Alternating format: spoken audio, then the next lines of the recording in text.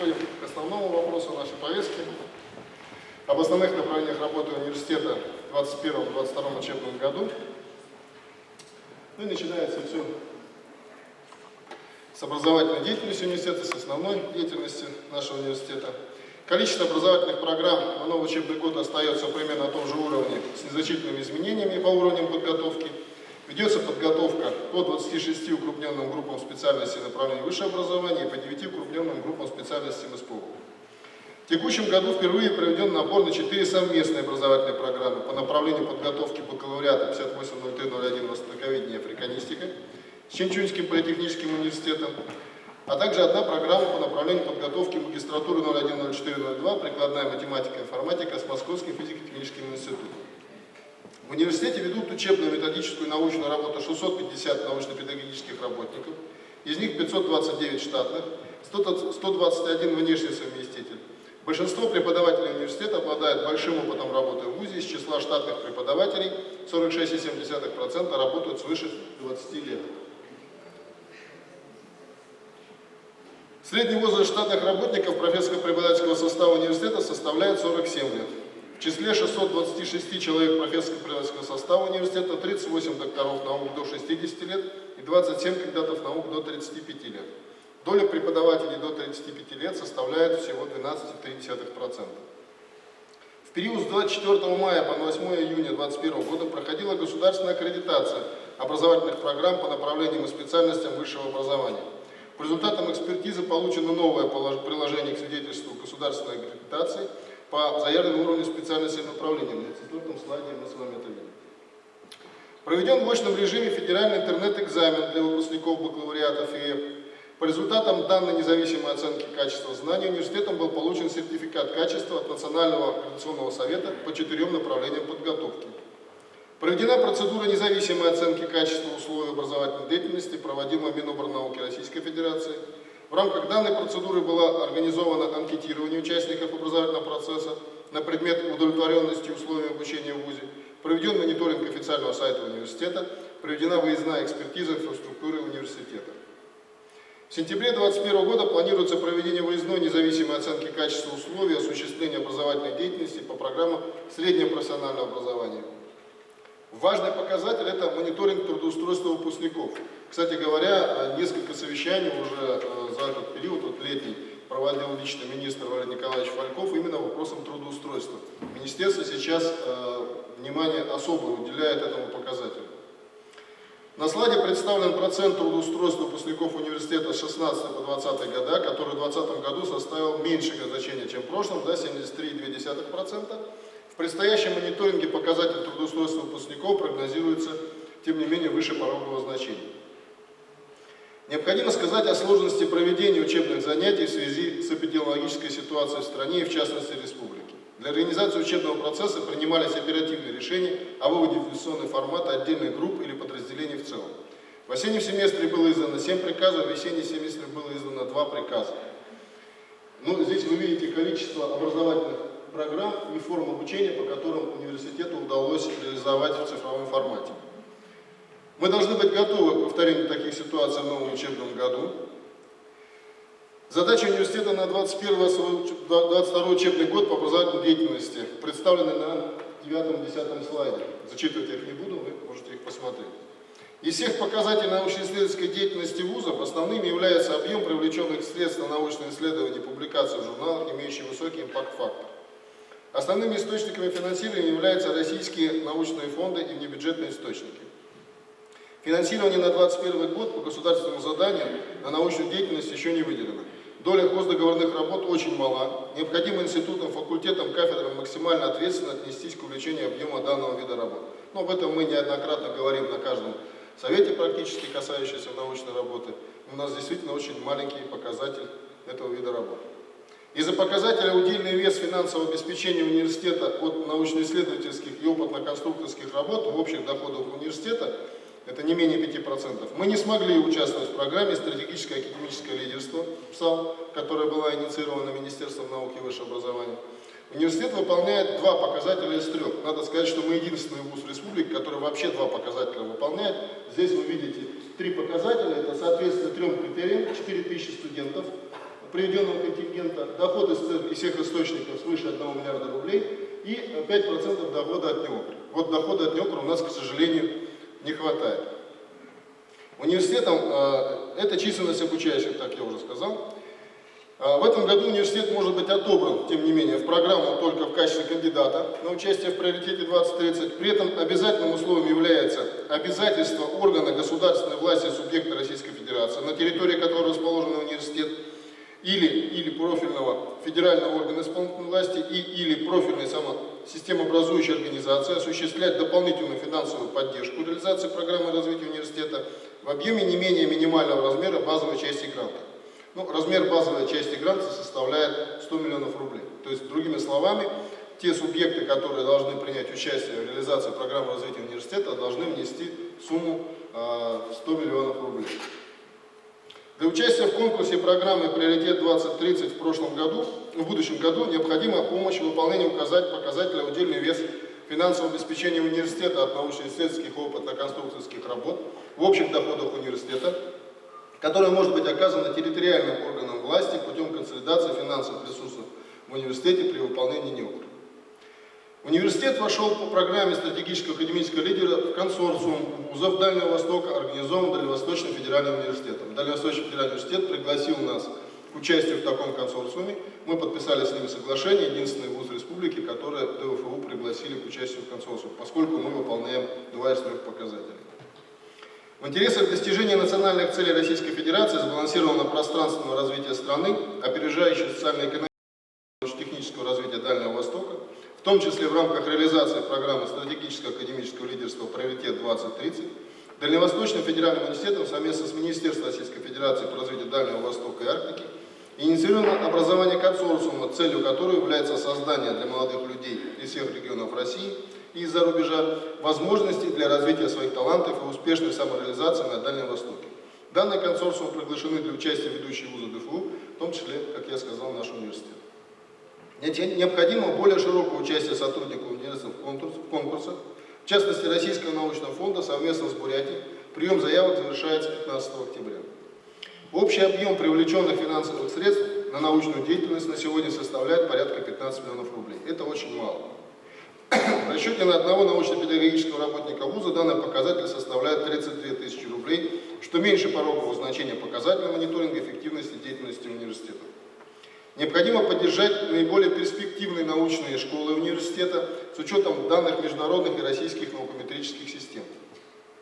Обеспечить рост числа публикаций, индексируемых в Web of Science и Scopus, на 5-10% ежегодно. Что касается публикационной активности и кадрового потенциала, мы достаточно неплохо выглядим в сравнении с вузами ДФУ, уступаем только Дальневосточному федеральному университету. Необходимо создать систему поддержки авторов научных статей, представляемых публикаций в изданиях, индексируемых в Web of Science и Scopus. В этом году количество публикаций в Web of Science и Scopus выросло на 9%, чем годом ранее. На 21% вырос индекс цитирований. В то же время данный показатель необходимо увеличивать. Это важнейшая составляющая имиджа современного университета мирового уровня. Несмотря на увеличение научных публикаций и индекса цитирования, особенно в Web of Science и Scopus, нужно ориентироваться на индикаторы результативности в программе стратегического академического лидерства, где учитываются статьи первого и второго квартиля. Таких статей за прошлый год у нас чуть более 10. Необходимо проработать над качеством статей. Это в первую очередь касается гуманитарного направления. В связи с этим необходимо продолжить совершенствовать показатели и критерии оценки рейтинга деятельности ППС университета с учетом новых задач. В рамках национального проекта «Наука-2021» Министерство науки и высшего образования Российской Федерации включило НОЦ «Байкал» в число 5 победителей конкурса по отбору научно-образовательных центров мирового уровня. НОЦ «Байкал» ориентирован на применение зеленых технологий и экологической безопасности, что согласуется с мировыми тенденциями в рамках экологической повестки. Приоритетное направление научных исследований НОЦ «Байкал» представлено на слайде. Мы участвуем в 2 направлениях. Это летом произошло, мы подписали соглашение, участвовали в НОЦ, и НОЦ совместно с Иркутской областью и Республикой Бурятия вошла в программу развития Министерства науки. По программе цифрового развития университет получил 12,5 миллионов рублей на цифровую трансформацию. Основная цель создания цифрового университета – трансформация базовых процессов и процессов управления в университете с помощью цифровых технологий. Модель «Цифровой университет» предполагает внедрение наиболее современных технологий в образовательный процесс, широкое использование онлайн-платформ, введение персонализированных образовательных траекторий и курсов, новых возможностей, пространства и форматов. Модель «Цифровой университет» состоит из 4 основных направлений. Это система управления на основе данных, цифровые образовательные технологии, индивидуальные образовательные траектории, компетенция цифровой экономики. Планируемые мероприятия по программе цифрового развития у нас показано на данном слайде. Пока программа цифровизации она еще не утверждена каждого университета, мы постоянно работаем, у нас создана рабочая группа, мы работаем непосредственно с нашим министерством, учредителем. И, собственно, все 4 компонента модели цифрового университета туда включены максимально. Думаю, что в ближайшее время она будет утверждена и будем продолжать работать. Исходя из вышеизложенного, основные задачи научной деятельности университета на новый учебный год представлены на следующем слайде, на 14-м слайде. В 2020 году университет получил поддержку и выиграл гранты от нескольких международных фондов, что позволило приобрести техническое оборудование для ресурсного центра немецкого языка, учебную литературу. Грантовая финансовая поддержка была получена от Генерального консульства ФРГ, посольства Франции, правительственных фондов Республики Корея, Китая и Японии. Совместно с Чанчуньским политехническим университетом КНР создана китайско-российская лаборатория оптических материалов и химии. Как было ранее сказано, университет подписал соглашение и разработал сетевую образовательную программу с Чанчуньским политехом по направлению подготовки 580301 востоковедение и африканистика. Начало реализации с 1 сентября этого года. По обучению иностранных граждан. На сегодняшний день количество иностранных студентов составляет 132 человека, из них 90 человек находятся в Российской Федерации, 42 за пределами Российской Федерации, из них это 115 высшее образование, 17 аспирантов. Действительно, ситуация с иностранными студентами несколько ухудшается последние 2 года. Это связано с ситуацией в мире. Границы, к сожалению, закрыты, и мы с вами действительно потеряли фактически часть иностранных студентов, хотя это является одним из серьезных показателей эффективности работы университета. Тем не менее, приемная кампания 2021 года проходит достаточно успешно по сравнению с прошлым годом. На учебный год 2021-2022 года планируют поступить на разные программы 80 человек. 70% поступающих на направление бакалавриата специалитета это граждане СНГ. То есть все-таки основные наши, скажем так, потребители образовательной услуги это все-таки страны СНГ. У нас неплохие связи образовались уже с страшными странами, с такими странами, как Узбекистан, Таджикистан, и всех их интересует направление медицины в большинстве своем. Таким образом, в следующем году планируется небольшой рост количества иностранных граждан, обучающихся программам высшего образования, до 159 человек. Мероприятия отдела международных связей по привлечению иностранных абитуриентов и созданию привлекательной информационной среды на международном образовательном рынке, а также эффективной международной деятельности университета представлены на 17-м слайде.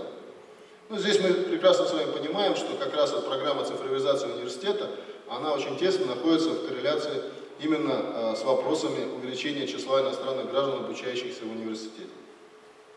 Несмотря на адаптацию к современным условиям, связанным с эпидемиологической ситуацией в мире, переход на дистанционное обучение, организацию стажировок студентов и вузов-партнеров, международных выставок, конференций, форумов в онлайн-формате, мы испытываем трудности, которые мы также постарались здесь перечислить. Необходимо долю иностранных обучающихся довести до 10% от общего числа студентов. Как вы понимаете, никто не отменял индикаторы национального проекта по образованию. Мы, как классический университет, конечно, должны стремиться к достаточно большому интегрированию нашей образовательной услуги в образовательный процесс мирового сообщества.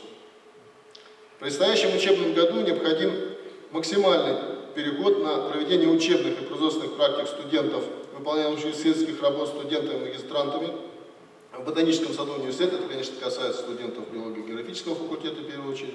Перед ботаническим садом стоит задача озеленения территории университета на летний период 2022 года, выращивание цветочной рассады для озеленения учебных корпусов, общежитий Дома спорта, наших 2 лагерей на Щучке и на Байкале.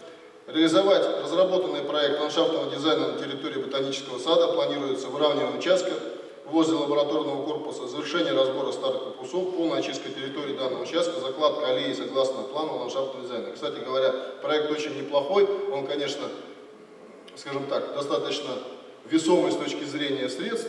Значит, наши биологи, они ведь как-то в биологии разбираются, в деньгах не очень. Вот сразу нарисовали такой красивый план, но в принципе я думаю, что шаг за шагом можно реализовывать любые самые сумасшедшие идеи. Поэтому я постараюсь, чтобы мы начали этот процесс с вами потихонечку, потому что когда мы говорим ботанический сад, это достаточно громкое название, когда там 3 кустарника сидит, да? Поэтому хотелось бы, чтобы через там, лет 10, ну, сколько период выращивания, так сказать, наших растений, чтобы можно было действительно с гордостью поставить вывеску «Ботанический сад Бурятского государственного университета» и выращивать эндемики республики, которые нигде больше не произрастают, и показывать это уже как наше достижение. Мы шаги в этом плане ведем, корпус лабораторный там построили, порядок навели. Сейчас я думаю, что вот, утвердив такой план ландшафтного дизайна, постепенно мы достигнем того, о чем биологи мечтают, я думаю. Также важно повысить доходы издательства от продаваемой литературы, расширить круг оказанных полиграфических услуг студентам, преподавателям и сторонним лицам. Что касается основных мероприятий административно-хозяйственной части подготовки к учебному году. Понятно, что у нас с вами отдельный доклад будет Донзена Пилача в будущем, где он расскажет подробнее о этих вещах. Ну, скажем так, основные направления, которые были выполнены и что планируется, я вам обрисую. В целях подготовки к новому учебному году и к отопительному сезону 2021-2022 года административно-хозяйственной части университета были проведены основные плановые мероприятия по совершенствованию материально-технической базы университета, организации хозяйственной деятельности, техническому обслуживанию, текущему ремонту инженерных систем и коммуникаций. Важными вопросами были решение задач по обеспечению комплексной безопасности, антитеррористической защищенности объектов, охране труда, окружающей среды и техники безопасности, устранению предписаний контрольных и надзорных органов, транспортное обеспечение университета. Я должен отметить, что работа вообще нашей административно-хозяйственной части в этот период, в период усложнения эпидобстановки, достаточно сильно усложнилась тем, что у нас появились расходы на дополнительные санитарные обработки, на, как вы знаете, установку различных санитайзеров, приобретение рециркуляторов воздуха и так далее, и так далее. То есть это внеплановые расходы, которые удалось, значит, изыскать, найти и решить. Основные мероприятия по профилактике коронавирусной инфекции показаны на слайде 19. Что касается основных мероприятий текущего ремонта. В настоящее время выполнены основные мероприятия плана подготовки к новому учебному году. Подготовлены аудитории и помещения к новому учебному году. Проведена побелка и покраска мест общего пользования. В главном корпусе оборудована новая аудитория для занятий наших факультетов ОБГЗ. Новое помещение для лаборатории химического факультета, ремонт помещений научной библиотеки, а также монтаж светодиодного экрана в актовом зале. Так что у нас теперь свой большой экран. Студенческую весну, если в этом году будем проводить в нормальном формате, то наши дети уже будут со своим оборудованием выступать. В рамках подготовки к государственной аккредитации в главном корпусе выполнены мероприятия по обеспечению доступной среды. Это, кстати говоря, и независимая экспертиза подтвердила, что у нас очень неплохо это сделано. Выполнены работы по установке входных групп дверей и перегородки в учебных корпусах, ремонт помещений в здравпункте, санузле, общежития номер 2. В ходе текущего ремонта устранены нарушения по предписанию Госпожнадзора. Это огромный объем работы пришлось выполнить, связанный с заменой пожарных сигнализаций. Я думаю, все коллеги в главном корпусе особенно наблюдали эти все вещи. Продолжается текущий ремонт в переходе главного корпуса, капитальный ремонт санитарных узлов в общежитии номер 3, монтаж системы управления доступом в учебных корпусах 4 и 6. В целях благоустройства территории общежития и развития здорового образа жизни завершены работы по строительству многофункциональной спортивной площадки размером 14×24 между студенческими общежитиями номер 4 и 5. Планируется освещение всей территории площадки осветительными приборами, прожекторами, лампами для подсветки полей и площадки. Вот такая площадка у нас появилась между нашими общежитиями. Студенты уже оценили, это все сделано для них. Должен сказать, что это сделано за счет наших небюджетных средств, то есть это не средства государственных программ, это наши с вами заработанные деньги, которые мы потратили для наших же студентов. Основные мероприятия по подготовке к отопительному сезону. В настоящий момент проводятся мероприятия по получению актов готовности к отопительному сезону, регламентные работы по промывке, заполнению, опрессовке систем отопления, закуп материалов для аварийного запаса. На новый отопительный сезон за каждым объектом закреплены слесари и сантехники, приказом организовано сменное дежурство слесарей и сантехников на новый отопительный сезон. Дата включения отопления у нас в общежитиях 13 сентября, коллеги, в учебных корпусах 20 сентября. Ну, посмотрим, что погода как будет. Да? Пока у нас уже прогнозируется достаточно теплый сентябрь. В целях выполнения требований Роспотребнадзора в учебном корпусе и учебном корпусе номер 1 установлены питьевые бюветы. В дальнейшем планируется оборудовать и другие учебные корпуса. Основные мероприятия по обеспечению охраны и антитеррористической защищенности объектов выполнены. В рамках АТР защиты объектов в настоящее время заключен контракт и проводятся работы по монтажу новой системы контроля и управления доступом в учебных корпусах 4.6, как я уже говорил.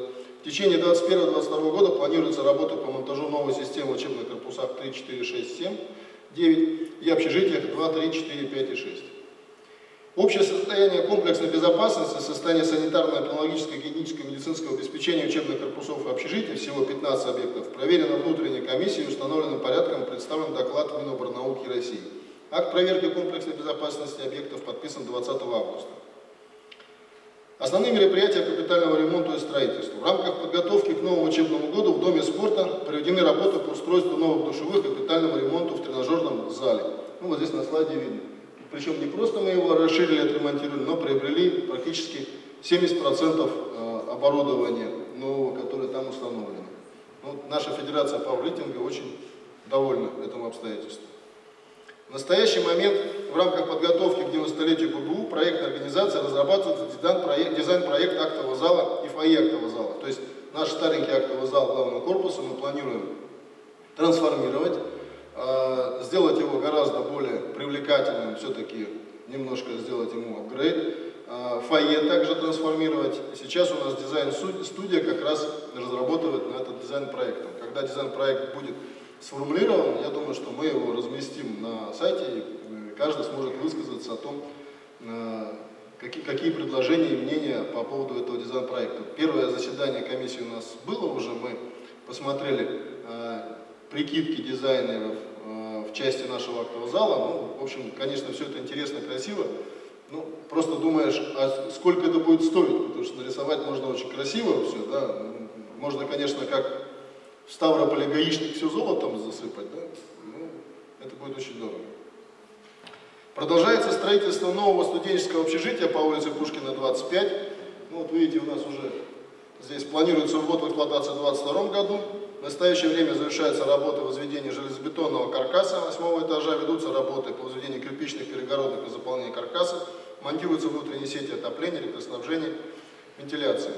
Ну, здесь вы видите, вообще у нас, конечно, коробка должна была уже стоять. Значит, подрядчик у нас немножко отстает, но отстает в связи с, опять же, локдаунами и эпидситуацией. То есть, поскольку граница закрыта, это острая нехватка рабочей силы, значит, да, удорожание объекта, поскольку цены, сами, наверное, в магазин ходите, видите, строительные материалы поднялись очень существенно, подрядчику это руки очень сильно связывает. Тем не менее, 9-й этаж он у нас 9-этажный, поэтому, в принципе, в этом году мы точно строительно-монтажные работы должны закончить и приступить к закупу оборудования. На следующий год уже будем это делать. И видите, подрядчик пошел на такие вещи, что он параллельно сразу снизу вверх строит все. То есть не только делает железобетонные конструкции, но уже вот окна вставляет, внутренние работы ведет. То есть старается наверстать, так сказать, упущенное время, которое, значит, у него прошло. Со своей стороны мы подали все документацию для того, чтобы скорректировать проектно-сметную документацию и смету, поскольку произошло существенное удорожание. Кроме того, там выявились ряд ошибок в проекте, связанные со сметой. В общем, они объективны, поэтому думаю, что мы все-таки согласие от министерства мы получили, поэтому, возможно, в связи с ростом цен на строительные материалы и ошибками в сметной документации, мы, конечно, изыщем еще дополнительное финансирование на то, чтобы наш подрядчик закончил нам наше общежитие и построил его в срок. Поэтому планируется все-таки завершение монтажа здания с отделочными работами в 2022 году, как я уже сказал, поставка оборудования и пусконаладочные работы, мероприятия по вводу в эксплуатацию.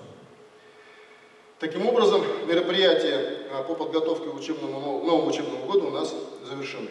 Основные задачи ХЧ на новый учебный год и к 90-летию Бурятского государственного университета представлены на этом слайде.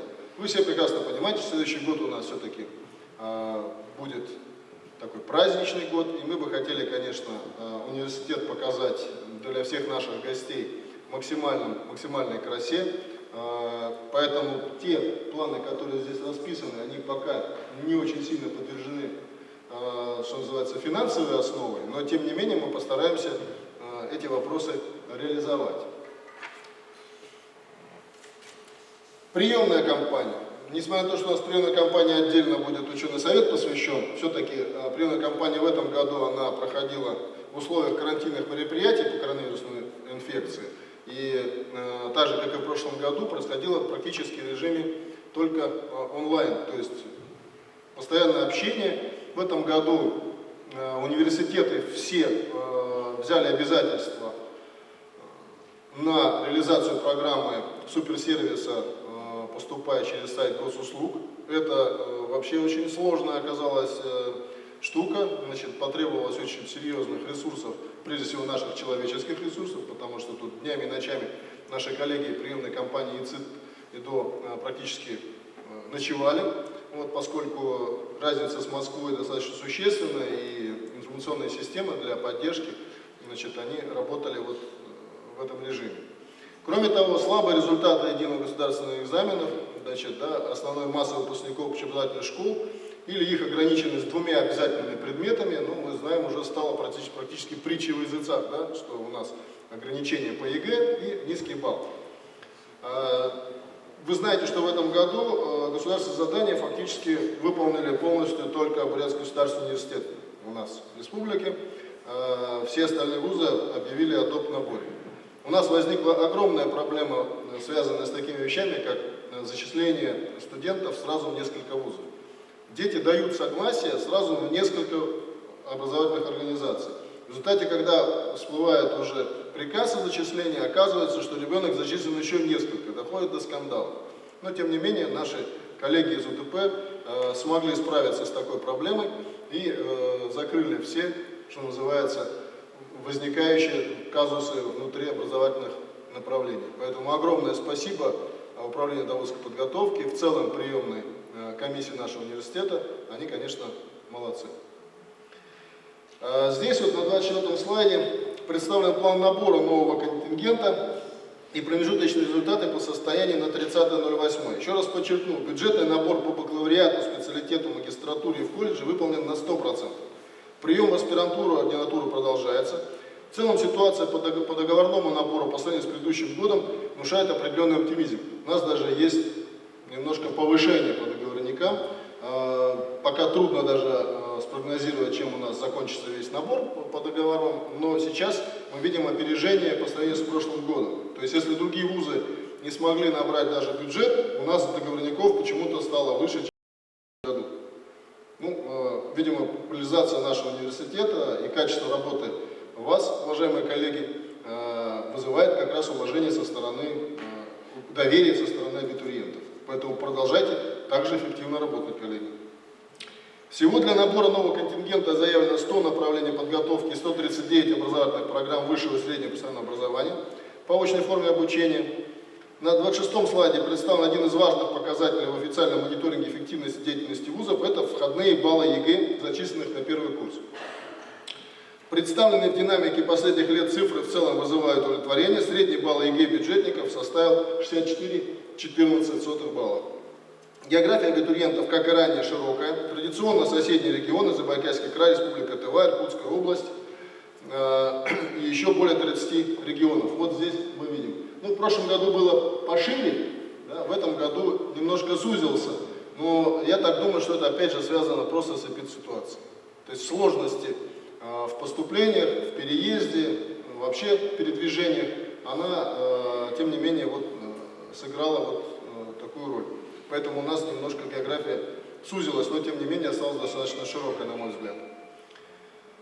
По показателям приема в колледж. На сегодня зачислено по очной форме обучения около 350 человек, из них только на бюджет 115. Договорной набор продолжается. Как я уже сказал, итогом приема и задачам на следующий 2022 год будет посвящен вопрос на очередном ученом заседании ученого совета. Теперь в заключение о ходе подготовки к юбилею университета. Проведены общеуниверситетские подготовительные мероприятия, создан организационный комитет по подготовке и проведению мероприятий, посвященных 90-летию со дня создания нашего университета, ну, председатель и ректор, собственно. Создана рабочая группа по подготовке юбилея, руководит рабочей группой проректор у нас Макаров Александр Николаевич, координатор юбилейных мероприятий университета Буркина Анна Антоновна. Проведено 8 заседаний рабочей группы. Все структурные подразделения университета внесли предложения в свои планы по подготовке к юбилею. Разработан проект плана, определены основные направления работы по подготовке к юбилею, базовые мероприятия и ответственные по каждому из них. Идет детальная проработка каждого направления. Проведен конкурс на лучший праздничный логотип университета в июне 2021 года. Организована работа по запуску хронографа. Вспомогательные обеспечивающие мероприятия. Проведен анализ по выпускникам и спонсорам. Проведен аудит именных аудиторий под открытиях юбилеев. Организована подготовка документов, представление по награждению сотрудников университета в связи с юбилеем. Этот вопрос уже, естественно, движется, потому что, как вы понимаете, наградные дела, они достаточно долго идут, поэтому уже мы в прошлом учебном году уже целую группу направлений по награждению ведомственными наградами отправили, так что этот процесс идет у нас. Подготовлены документы по благоустройству. Тут подключились депутаты Радного Урала Степанов и депутат Горсовета Буртиков. Республиканские мероприятия мы провели такие вещи, как утверждены распоряжением правительства Республики Бурятия от 15.07 состав и положение об организационном комитете по подготовке и проведению мероприятий, посвященных празднованию 90-летия со дня основания Бурятского государственного университета имени Дажи Банзарова, председатель комитета Царенов Бардашевич, заместитель председателя правительства Республики Бурятия, руководитель администрации главы республики и заместитель председателя комитета ректор Мошкин Николай Ильич. Ну, единственная проблема в рамках нашего праздника – это как будет обстоять обстановка с эпидемиологической части. Вот здесь мы, конечно, не можем прогнозировать, как будут проходить все наши мероприятия. Конечно, бы очень хотелось, чтобы и наши выпускники собрались в стенах нашего университета, и наши ветераны присутствовали на всех конференциях и иных мероприятиях, посвященных 90-летию основания нашего университета. Ну, как получится, что называется, в части вот, технологической обстановки. Поэтому я, коллеги, еще раз призываю всех вакцинироваться. Значит, в обязательном порядке. Мы с вами, преподаватели, попадаем под закон об эпидситуации.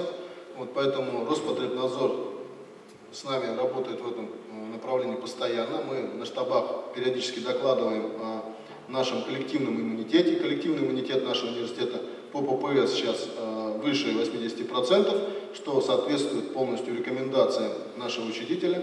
Вот наш учредитель прислал рекомендации, в котором как раз значится, что в онлайн-режиме в очном формате занятия можно начинать, если коллективный иммунитет составляет 80%, более 80%. Коллективный иммунитет считается тех, кто вакцинировался, и числа лиц, которые переболели новой коронавирусной инфекцией до 6 месяцев. То есть вот складываем, у нас получается свыше 80%.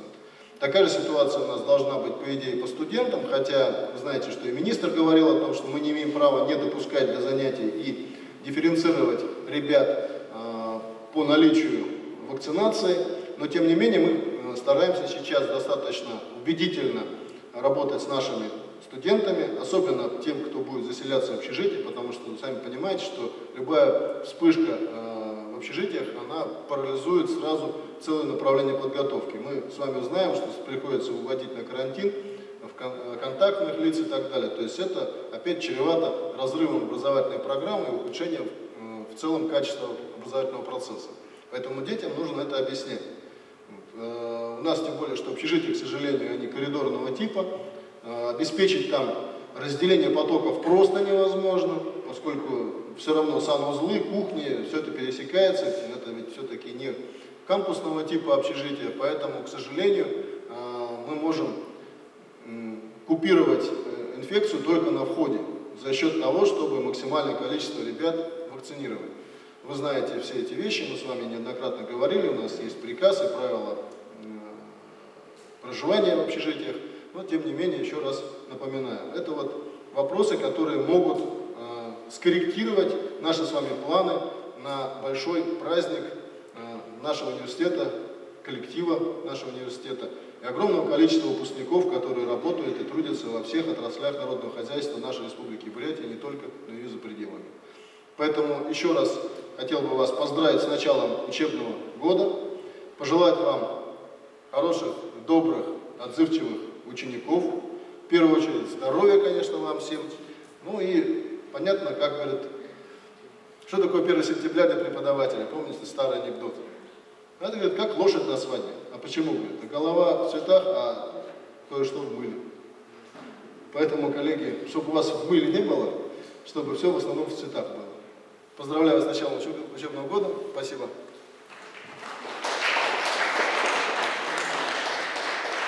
Ну, уважаемые коллеги, у нас повестка, в принципе, исчерпана. Поэтому, в принципе, если вопросов нет, коллеги, по заседанию учебного совета, у нас все-таки он сегодня просто установочный, с одним вопросом. Всем желаю еще раз хорошей работы. Спасибо.